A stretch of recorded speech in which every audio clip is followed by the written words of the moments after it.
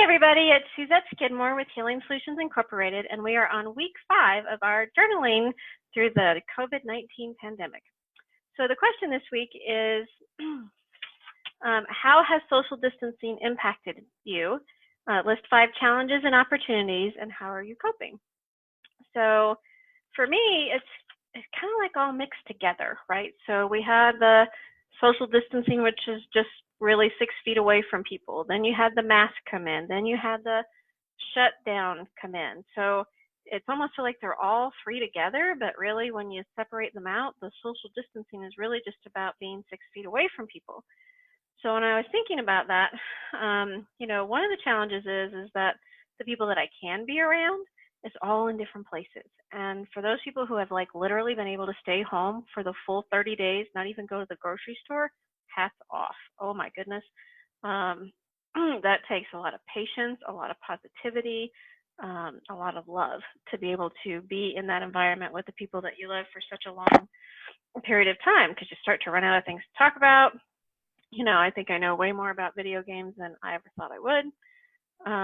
So that's been one of the challenges is, everybody's in different places and we're all doing different things, but we're not really out living our lives. So the conversation points and things like that have changed. The other thing that's been a challenge is, that 6 feet, right? It doesn't really allow you to interact very well with people. And with the mask on, you can't even see if someone's smiling or not. So you don't know if they're friend or foe. So that's been very interesting with the social distancing is, how that 6 feet really does make a difference as far as connecting with someone or just smiling at them in the store or just walking by. So that's been one of the interesting challenges. And for me, find that I miss being with a variety of people. So just only being with the people at home, I don't get that variety of friends and things like that, or that create my entire support system. Instead, I just have the immediate family. So it's nice I'm looking forward to getting back to that variety of people that I enjoy being around and having those different connections. The other big thing is with my career as a massage therapist, I can't do social distancing and give you a massage. It just doesn't work. So just the social distancing component alone meant I was going to have to shut down my business, whether they did a shutdown or not, because I couldn't not be 6 feet from you. So that has been very interesting to me as well, and the challenge of that and what to do now, and having a part of me that's used to having that kind of contact with people and then not having it at all. So that's been a challenge for me. Some of the opportunities that it has given is definitely some time for reflection.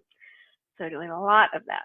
So reflections on the business, reflections on how I'm processing things, and and how much there's a name for it that we call it the itty bitty crappy committee, that just starts playing all those tapes in your head, and oh, you should have done this, or oh, what about that, and it just doesn't make you feel good about yourself. So that's definitely showed up more often because I'm having more of that reflective time and needing to work through some of those challenges. It's definitely given me a chance to call and check in on some folks and not feel limited on how long the conversation would be. So that's been an opportunity. The office is definitely more organized in my house. You can actually, I know what the piles are now rather than it just being a pile. I've been able to see more of my neighbors, right? That's been the nice thing, because you see more people out walking and things like that. You really can't interact, but you at least get to see them and wave and that kind of thing. And one of the things that we've been doing in our neighborhood is the 8 o'clock howl. So I have an alarm set on my phone. So at 8 o'clock, the dog and I go out and howl. Everybody else is sleeping or doesn't want to participate.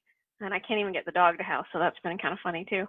So that's been fun, just to have that sense of community and knowing that other people are out there and wanting to, be supportive, even if it's just a howl. So that's been a nice thing.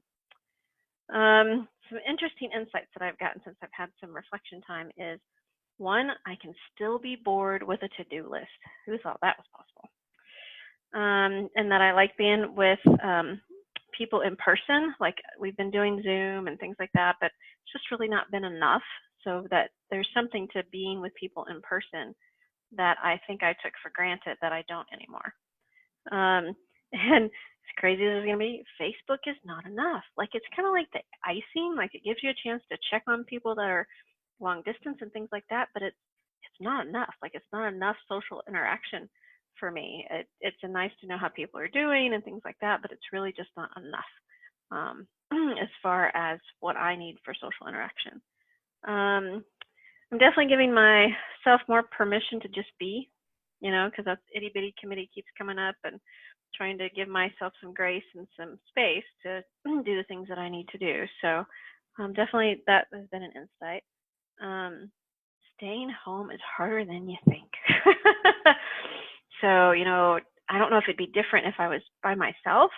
But it definitely is a little harder than you think it is. Like, at first you're excited, right? Because you can do some things that you've been wanting to do. But gosh, around day 40, you're kind of like, okay, I need to get out. There needs to be something else to go on. And then, even though at first, like, Zoom was good, like, I enjoyed it, there just came a point where I was just kind of done.